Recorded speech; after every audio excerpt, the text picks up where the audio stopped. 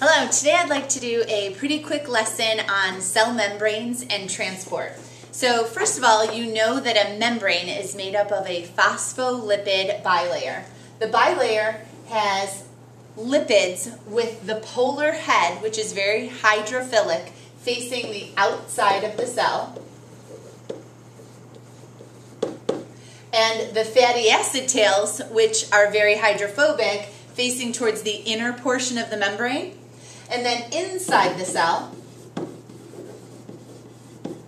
the second part of the bilayer, the heads would be facing the watery cytoplasm, and those tails would be facing inward. So this is the very hydrophobic region of the membrane, and this is the hydrophilic region. That creates a barrier so that only certain molecules will be able to pass through.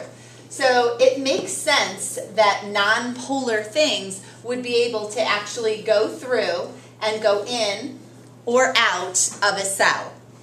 Cholesterol is also present in that lipid bilayer. So let me make just a couple more here.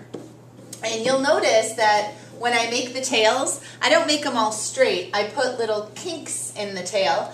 Those show that the tails are unsaturated, and those double bonds actually provide a little bit more room and some flexibility for the membrane. Cholesterol looks like 4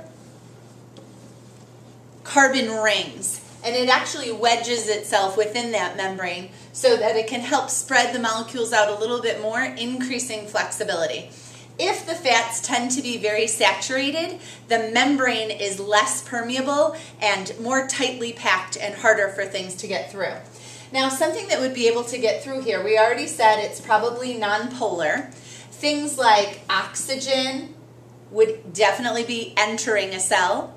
Carbon dioxide could be something that exits a cell. Carbon dioxide could also enter a cell, especially if it's a plant cell and it's about to do photosynthesis. Nitrogen gas, hydrogen gas, all of those are very small and uncharged molecules. Water is a unique molecule. You'll remember that water has that dipole-dipole action with a slight positive charge at the hydrogen end and a negative charge at the oxygen end. And what happens is water can actually move through it. When water comes through, the hydrogen is the lead with the O following, and then it will actually distort its shape and push the oxygen out so that there's very little time when the oxygen is in the center area. Sort of like, imagine it like flipping its body like that so that it can push the O through. A lot of water doesn't go in and out this way. For large amounts of water to go quickly through, they can go through a membrane protein. So now we need some membrane proteins. Membrane proteins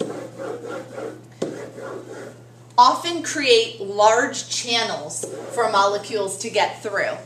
If the channel does not require any energy at all, this is, again, a type of passive transport. This was simple diffusion. This is what we call facilitated diffusion. Facilitated uses the assistance of a membrane protein. Think of a facilitator as a helper. So something that is a little bit larger, like glucose or an amino acid, could use a membrane protein to enter the cell.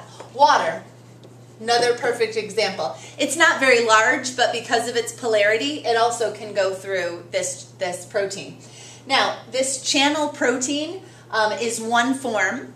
Another form, like this, that would have a certain shape to it, that is probably some type of transport protein. A transport protein can be facilitated diffusion, no ATP required, or it actually could be a type of active transport. If it's active, you usually see this, ATP.